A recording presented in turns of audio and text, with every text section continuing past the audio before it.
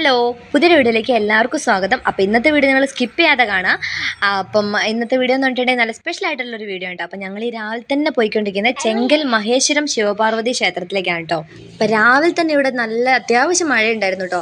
അപ്പോൾ ഞങ്ങൾ നനഞ്ഞു പോകണ്ടല്ലോ എന്ന് വെച്ചാൽ കുറച്ച് നേരം കയറുന്നു, എന്നാലും മഴ കുറയാത്തതുകൊണ്ട് പിന്നെ ഞങ്ങളങ്ങ് പോയി. അപ്പോൾ മഴ പെയ്ത് ഓർന്നുകൊണ്ട് തന്നെ അത്യാവശ്യം ചെറുതായിട്ട് മഞ്ഞൊക്കെ ഉണ്ടായിരുന്നു കേട്ടോ. അപ്പോൾ മോന് നനയാതിരിക്കാൻ വേണ്ടി ഞാൻ സാരീൻ്റെ തുമ്പൊക്കെ തലയിൽ ഇട്ട് കൊടുത്താണ് കേട്ടോ പോയത്. അപ്പോൾ ഞാൻ ബാക്കിയുള്ള കാര്യങ്ങളൊക്കെ അവിടെ എത്തിയിട്ട് വീഡിയോൻ്റെ കൂടെ വിശദമായിട്ട് പറഞ്ഞു തരുന്നതാണ്. അപ്പോൾ നിങ്ങൾ ഇതുവരെ തിരുവനന്തപുരത്ത് വന്നിട്ടില്ലെങ്കിൽ അഥവാ വരാൻ പ്ലാനൊക്കെ ഉണ്ടെങ്കിൽ മസ്റ്റായിട്ട് പോയിരിക്കേണ്ട ഒരു അമ്പലമാണ് കേട്ടോ. അപ്പം വേൾഡ് റെക്കോർഡൊക്കെ ഉള്ളൊരു അമ്പലമാണ്. അപ്പോൾ ഞാൻ കാര്യങ്ങളൊക്കെ വിശദമായിട്ട് പറഞ്ഞുതരാം. മഴയായിട്ട് മേക്കപ്പ് എല്ലാം ഉണ്ടല്ലോ, ഒലിച്ചു പോയിട്ടോ. മേക്കപ്പ് ഒന്നുമില്ല, എന്നാലും വെള്ളം കൊടുക്കുമ്പോൾ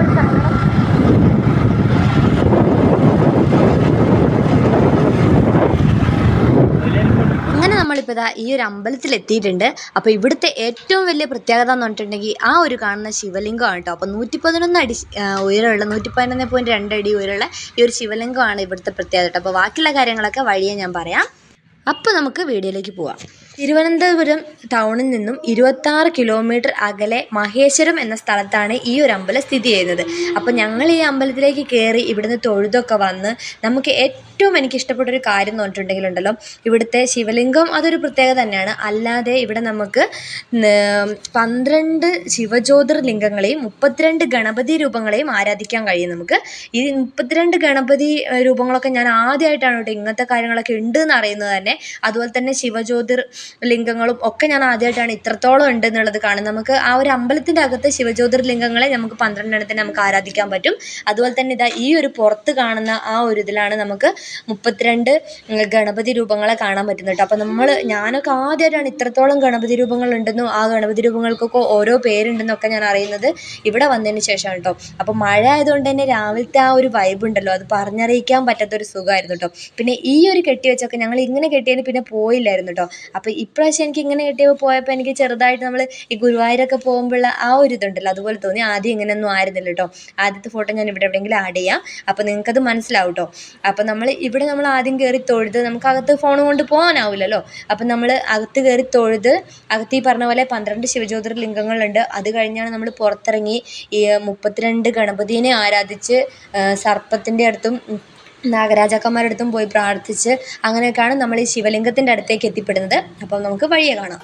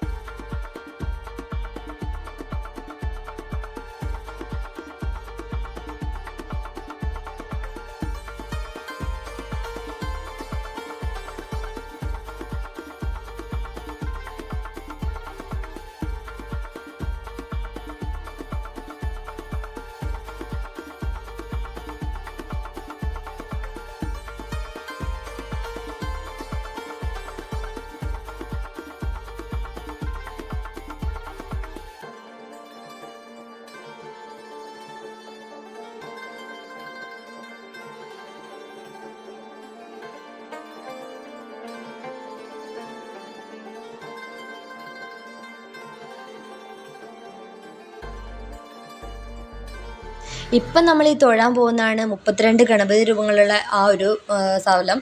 അപ്പം അവിടെയാണ് നമുക്ക് 32 രൂപങ്ങളെ കാണാൻ കഴിയുക. അപ്പോൾ ലോകത്തിലെ തന്നെ ഒരേ ഒരു ക്ഷേത്രമാണ് കേട്ടോ പറയുന്നത്. പിന്നെ ഇതാണ് നമ്മുടെ ശിവലിംഗം. ഇതാണ് നമ്മുടെ ഇന്ത്യൻ ബുക്ക് ഓഫ് റെക്കോർഡിൽ വരെ ഇടം പിടിച്ച ആ ഒരു ശിവലിംഗം കേട്ടോ. അപ്പോൾ ഇത് 111.2 അടി ഉയരമാണുള്ളത്. ലോകത്തിലെ തന്നെ ഏറ്റവും ഉയരം കൂടിയ ശിവലിംഗമായിട്ടാണ് ഇത് അറിയപ്പെടുന്നത്. അപ്പോൾ 2012 മുതൽ 6 വർഷം പണിയെടുത്തിട്ടാണ് ഈ ഒരു ശിവലിംഗത്തിൻ്റെ പണി പൂർത്തിയായത് കേട്ടോ. അപ്പം ഇത് 10 നിലയ്ക്ക് തുല്യമാണെന്നാണ് പറയുന്നത്. പിന്നെ ഇതിൻ്റെ അകത്തുള്ള ഒരുപാട് അത്ഭുതങ്ങൾ വേറെയുണ്ട്. പക്ഷെ ഞാൻ ഇതുവരെ അതിനകത്ത് കയറിയിട്ടില്ല. അതിന് നമുക്ക് ഓരോ ഫീസും കാര്യങ്ങളൊക്കെ ഉണ്ട് കേട്ടോ. അപ്പം നമ്മൾ ഈ നാഗരാജാവിനൊക്കെ ആരാധിച്ച് വരുമ്പം ഇവിടെ ഉണ്ട് ഒരു വിശ്വശാന്തി പീഠം എന്ന് പറയുന്ന ഒരു സംഭവം ഇവിടെ അവിടെ കാണാൻ പറ്റും നമുക്ക്. അതിനോട് ചേർന്നിട്ട് അതിൻ്റെ അടുത്ത് തന്നെ ആയിട്ടാണ് നമുക്ക് ഈ ശിവലിംഗവും കാണാൻ കഴിയുന്നത്.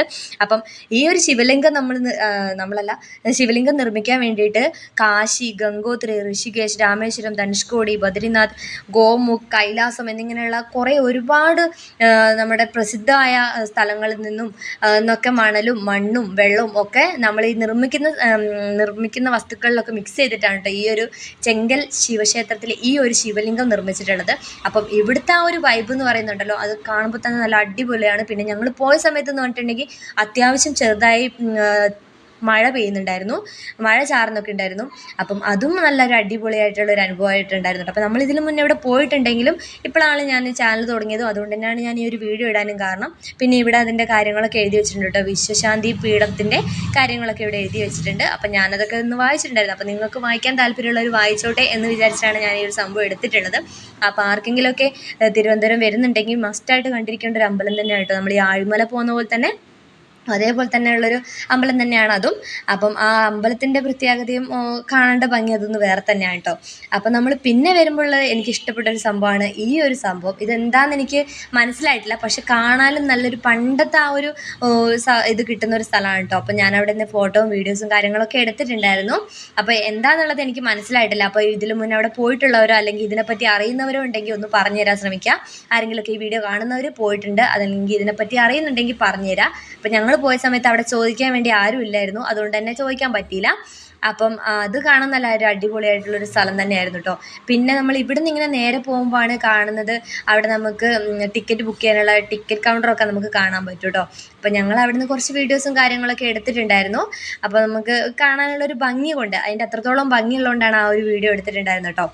അപ്പം ഈ ഒരു ശിവലിംഗത്തിൻ്റെ അകത്ത് 8 നിലകളാണ് കേട്ടോ ഉള്ളത്. അല്ല 6 മനുഷ്യ ശരീരത്തിലെ ചക്രങ്ങളെയോ ഊർജ്ജ കേന്ദ്രങ്ങളെയോ ആണ് സൂചിപ്പിക്കുന്നത്. അപ്പോൾ 6 നിലകളിലും നമുക്ക് ധ്യാന മണ്ഡപങ്ങളും ഉണ്ട്. 6ാമത്തെ നിലയിൽ 108 ശിവലിംഗങ്ങളെ പ്രതിഷ്ഠിച്ചിട്ടുണ്ട് എന്നാണ് പറയുന്നത് കേട്ടോ. അപ്പം ഞാനിതുവരെ അതിൻ്റെ അകത്ത് കയറിയിട്ടില്ല. അപ്പം എപ്പോഴായാലും നമുക്ക് കയറാൻ പറ്റുന്നൊരു അവസ്ഥ കിട്ടുമ്പോൾ ഞാൻ അതിലേക്ക് എന്തായാലും കയറി നോക്കുന്നതാണ്. അപ്പം അങ്ങനെയൊക്കെ കാണാൻ കിട്ടുന്നത് ഒരു പുണ്യമായിട്ട് ഞാൻ കരുതുന്നു. അപ്പം എന്തായാലും കാണാൻ പറ്റട്ടെ എന്ന് വിചാരിക്കുന്നു. അപ്പം ഇന്ത്യ ബുക്ക് ഓഫ് റെക്കോർഡും ഏഷ്യ ബുക്ക് ഓഫ് റെക്കോർഡും ഒക്കെ ഈ ഒരു കാര്യം അംഗീകരിച്ചിട്ടുണ്ട് കേട്ടോ. ലോകത്തിലെ തന്നെ ഏറ്റവും ടോളസ്റ്റ് ആയിട്ടുള്ള ശിവലിംഗം ആണെന്നുള്ളത് ഇന്ത്യ ബുക്ക് ഓഫ് റെക്കോർഡും അതുപോലെ തന്നെ ഏഷ്യ ബുക്ക് ഓഫ് റെക്കോർഡും അംഗീകരിച്ചിട്ടുള്ള കാര്യമാണ്. അപ്പം ഇതൊക്കെ ലോകത്തിലെ അത്ഭുതം എന്ന് തന്നെ പറയാമല്ലേ നമുക്ക് വേണമെങ്കിൽ. ലോകാത്ഭുതങ്ങളിൽ ഒന്ന് തന്നെയാണ് ഇതും. അപ്പം കാണാൻ പറ്റുന്നവർ മസ്റ്റായിട്ടും കണ്ടിരിക്കുക. ഇതാണ് കേട്ടോ അവിടുത്തെ നമുക്ക് ടിക്കറ്റ് ബുക്ക് ചെയ്യാനുള്ള സ്ഥലമാണിത്. ടിക്കറ്റ് ബുക്കല്ല, ടിക്കറ്റ് എടുക്കാനുള്ള സ്ഥലമാണ്, ടിക്കറ്റ് കൗണ്ടറാണിത്. അപ്പം ആരെങ്കിലുമൊക്കെ പോകാൻ ആഗ്രഹിക്കുന്നുണ്ടെങ്കിൽ പോവാം. ശിവലിംഗത്തിൻ്റെ മാത്രമല്ല കേട്ടോ, ഈ ഒരു അമ്പലത്തിൻ്റെ ഭംഗിയുണ്ട്, അതും പറഞ്ഞറിയിക്കാൻ പറ്റാത്തൊരു ഭംഗി തന്നെയാണ്. ഈ പൂക്കളും അമ്പലവും ഒക്കെ കൂടെ നോക്കുമ്പോൾ ഒരു പ്രത്യേക ഭംഗി തന്നെയാണ് കേട്ടോ. എന്തായാലും പോയിരിക്കാൻ തന്നെ എനിക്ക് പറയുള്ളൂ, മസ്റ്റ് വിസിറ്റ് എന്ന് ഞാൻ പറയുള്ളൂ. അപ്പം അടിത്തട്ടിൽ നിന്നും മുകളിലേക്ക് പോകുന്തോറും ഹിമാലയത്തിൻ്റെ 7 കുന്നുകളെ തോന്നിപ്പിക്കുന്ന രീതിയിലാണ് ഇത് നിർമ്മിച്ചിട്ടുള്ളത്. അതുപോലെ തന്നെ ഗുഹേൻ്റെ ഉള്ളിൽ ധ്യാനിക്കുന്ന രീതിയിലുള്ള സന്യാസിമാരുടെ ചുവർചിത്രങ്ങളും ഒക്കെ ഇതിൻ്റെ അകത്ത് നമ്മളെ നല്ലോണം ആകർഷിക്കും. അതുപോലെ തന്നെ ഏറ്റവും മുകളിലത്തെ നിലയിൽ 1000 ഇതളുകളുള്ള താമരയുടെ കീഴിൽ ശിവൻ്റെയും പാർവതിയുടെയും രൂപം ഉണ്ട്. അതും മഞ്ഞിൽ കുളിച്ച് നിൽക്കുന്ന പോലത്തെ. കാരണം കൈലാസത്തിനെയാണ് ഇത് സൂചിപ്പിക്കുന്നത്. അപ്പോൾ കൈലാസത്തിലുള്ള ശിവൻ്റെയും പാർവതിൻ്റെയും വാസസ്ഥലം പോലെയാണ് ഇത് ചിത്രീകരിച്ചിരിക്കുന്നത്. അപ്പം ഇതൊക്കെ ഒരു അടിപൊളിയായിട്ടുള്ളൊരു എക്സ്പീരിയൻസ് തന്നെയായിരിക്കും നിങ്ങൾക്ക് തരിക. അപ്പം ഇതുവരെ എനിക്കത് കാണാൻ സാധിച്ചിട്ടില്ല. അപ്പം ഞാൻ ഇത് ഞാൻ പറഞ്ഞെന്ന് വെച്ചിട്ടുണ്ടെങ്കിൽ അപ്പോൾ ഇങ്ങനെയൊക്കെ ഉണ്ടെന്ന് അറിഞ്ഞാലേ ആർക്കെങ്കിലുമൊക്കെ പോകാനുള്ളൊരു ഇത് വരുള്ളൂ. അപ്പം ഞാനിതൊക്കെ കാണണം എന്ന് എനിക്ക് ആഗ്രഹമുണ്ട്. ശരിക്കും പറഞ്ഞാൽ ഞാനിത് അവിടെ പോയി വന്നതിന് ശേഷമാണ് ഇതിൻ്റെ അകത്ത് ഇത്രത്തോളം കാഴ്ചകളുണ്ട് എന്ന് എനിക്ക് മനസ്സിലായിട്ടുള്ളത്. അപ്പം ഞാനതൊക്കെ യൂട്യൂബിലും അല്ലെങ്കിൽ ഗൂഗിളിലൊക്കെ സെർച്ച് ചെയ്ത് കണ്ടുപിടിച്ച കാര്യങ്ങളാണ് കേട്ടോ.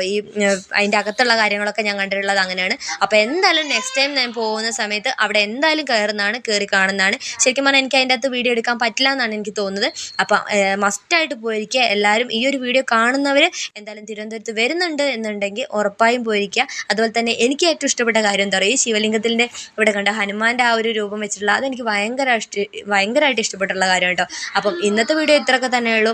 ഇഷ്ടപ്പെട്ടെങ്കിൽ ലൈക്ക് ചെയ്യുക, സപ്പോർട്ട് ചെയ്യുക, സബ്സ്ക്രൈബ് ചെയ്യുക. അപ്പം പുതിയൊരു വീഡിയോ ആയിട്ട് ഞാൻ അടുത്ത ദിവസം വരുന്നവരെ. അപ്പോൾ ഞാൻ കുറച്ച് കാര്യങ്ങളൊക്കെ പറയാൻ മറന്നു കേട്ടോ. അപ്പം എന്തെങ്കിലുമൊക്കെ പറയാൻ മറന്നുപോയി നിങ്ങൾക്ക് അറിയുന്ന കാര്യങ്ങളുണ്ടെങ്കിൽ എനിക്കൊന്ന് ഷെയർ ചെയ്യുക. അപ്പം പിന്നെന്ന് പറഞ്ഞിട്ടുണ്ടെങ്കിൽ ഇവിടെ ശിവരാത്രിൻ്റെ സമയത്തൊക്കെ നമുക്ക് അവിടെ ആ ഒരു ശിവലിംഗത്തിൽ ഫുള്ളായിട്ട് ലൈറ്റും കാര്യങ്ങളൊക്കെ നമുക്ക് കാണാൻ പറ്റും കേട്ടോ. പിന്നെ അതുപോലെ തന്നെ ഇവിടെ പാർക്കിംഗ് സൗകര്യങ്ങളും ഒക്കെ ഉണ്ട്. പിന്നെയെന്ന് പറഞ്ഞിട്ടുണ്ടെങ്കിൽ ഇവിടുത്തെ ആ ഒരു ചുറ്റുവട്ടം ഫുള്ളായിട്ടുള്ള ആ ഒരു ബാക്ക്ഗ്രൗണ്ട് ഉണ്ടല്ലോ, എനിക്ക് ഭയങ്കരമായിട്ട് ഇഷ്ടമുള്ളൊരു കാര്യമാണ് കേട്ടോ.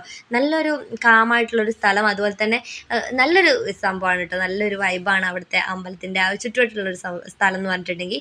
പിന്നെ അതുപോലെ തന്നെ ഇവിടെ എല്ലാവർക്കും സ്റ്റേ ചെയ്യാൻ പറ്റുന്ന സ്ഥലങ്ങളും എപ്പോഴും നല്ല ഇഷ്ടംപോലെ റൂമുകളൊക്കെ ഉള്ളൊരു സ്ഥലമാണ് കേട്ടോ അവിടെ ഉണ്ട്. പിന്നെ അതുപോലെ തന്നെ നമുക്കിവിടെ തൊഴാനും വരുമ്പോൾ ഇവിടെ മുമ്പിലുള്ള ഈ 2 ആനയും അതുപോലെ തന്നെ നന്ദീൻ്റെ രൂപം, അതൊക്കെ ഇവിടുത്തെ നമുക്ക് എല്ലാം നമുക്കിവിടെ കാണാൻ പറ്റുന്ന, എല്ലാം കണ്ടിരിക്കേണ്ട സ്ഥലം തന്നെയാണ് കേട്ടോ. എല്ലാം നമുക്ക് കണ്ണിന് കുളിർമയേകുന്ന കാഴ്ചകൾ എന്ന് തന്നെ പറയാം.